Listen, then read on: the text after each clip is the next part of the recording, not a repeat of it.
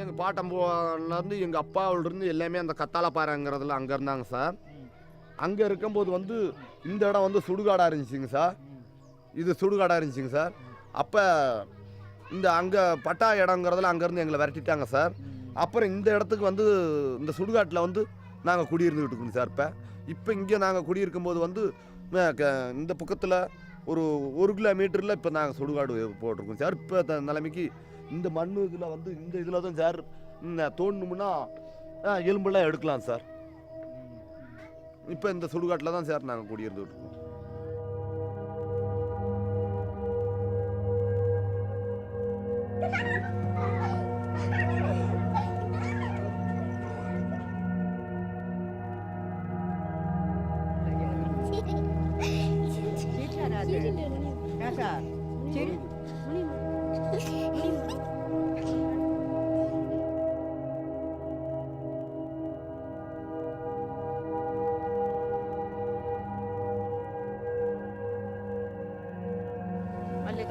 ஆதியில பழியந்தானே ஆண்டு வந்தோம் கானகத்தில் அருமையுள்ள ஐயா மாற பாருங்க, நாங்க ஆண்ட கதையை சொல்லி வாரம் கேளுங்க.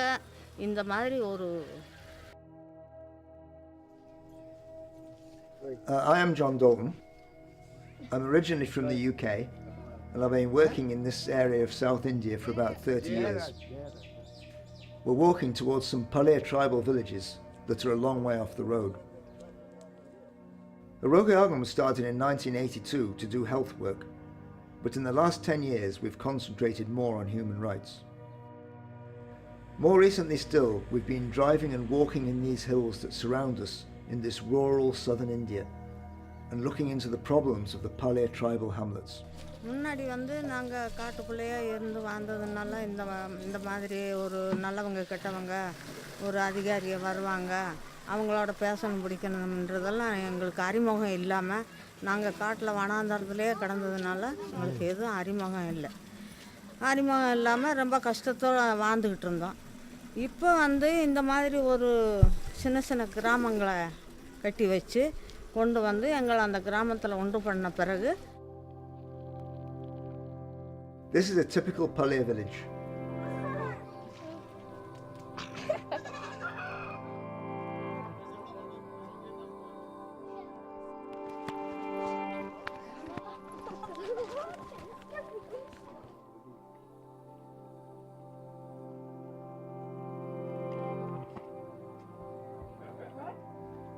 Most of these communities are facing similar problems, such as housing, road links, medical facilities, children's education, and lack of a proper documentation. We've got together a dossier of the problems of each village, and right now we're in the process of planning on giving it publicity. This film is part of that process. ஒரு வீடு மேலே வாசனமாக நாங்கள் வந்து வருஷம் இருக்கிறோம். நாங்கள் பாட்டுக்கு எந்த வசதியும் கிடையாது.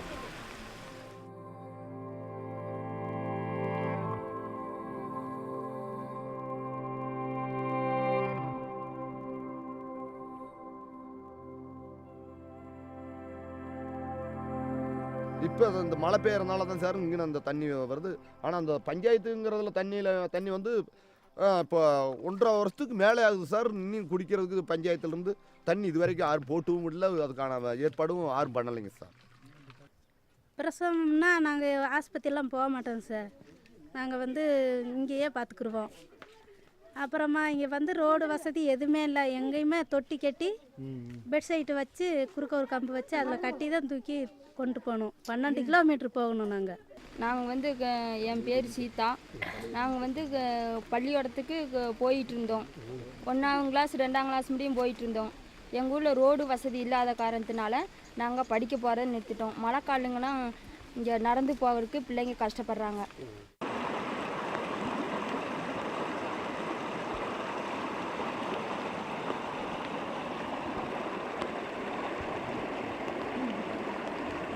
வந்து பார்த்துட்டு போயிடுறாங்க. இந்த ஏதாச்சும் ஒரு ரொம்ப முடியலன்னா குதிரையில் உட்கார வச்சு கூட்டிகிட்டு போவாங்க. அது மழை வந்துட்டால் போக முடியாது. எங்களுக்கு நடந்து தான் இப்படி தொத்த வச்சுக்கிட்டு இங்கே கட்டி தான் நாங்கள் பயங்கரமான வசதி. நாங்கெல்லாம் இப்படி அடிப்படை வசதியில் இருக்கோம் சார். வந்துட்டு போயிடுறாங்க. எல்லாம் பிறந்த குழந்தைங்களாம் பாப்பாமா இருக்கிறாங்க. எங்களுக்கு வீடு வசதி பார்த்தீங்களா, நாங்கள் வீடு எப்படி இருக்கணும் ஒழுகுது. காலங்காலமாக அந்த ஒழுகிறதுலே பிள்ளைகளை போட்டு படுக்கிறோம். அதில் காய்ச்சல், ஒரு பிள்ளைகளுக்கு காய்ச்சல் வந்து தூக்கிட்டு ஓடுவோம். எங்களுக்கு யாரும் வசதி செஞ்சு கொடுக்க மாட்டாங்க sir.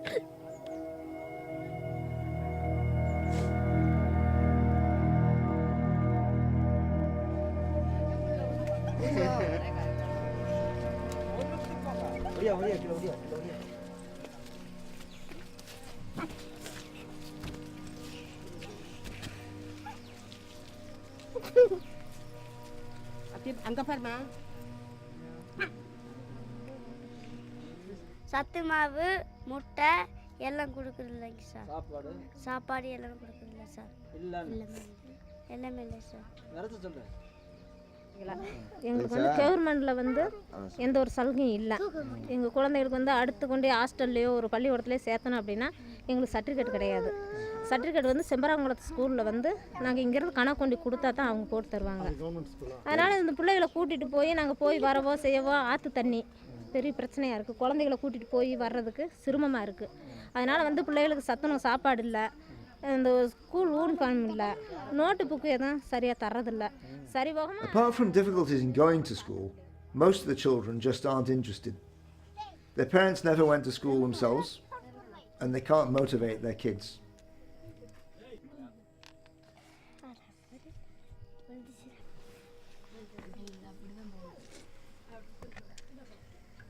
The girls are actually more interested, but hardly any of the boys study after 5th class. Only one of these boys, the one in the red shirt, is going to school properly. He's staying in a hostel outside the village. With broken and leaky houses, these boys have stopped going to school and now spend their days working in the forest.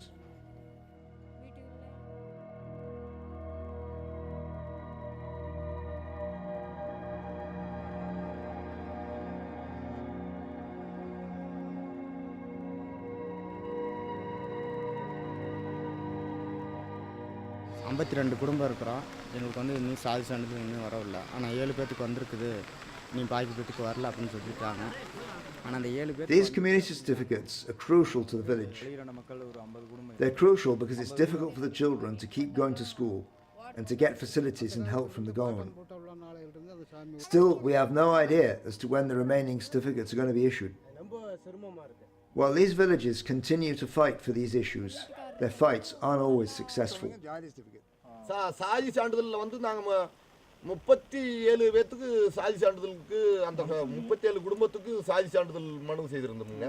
ஒரு 16-17 card தான் அந்த சாதி சான்றிதழ் தான் கிடைச்சிருக்கு sir. அதுக்கு பின்னாடி நாங்களும் அரசு திட்டத்துகளில் வந்து எத்தனையோ மனு செய்திருக்கிறோம்.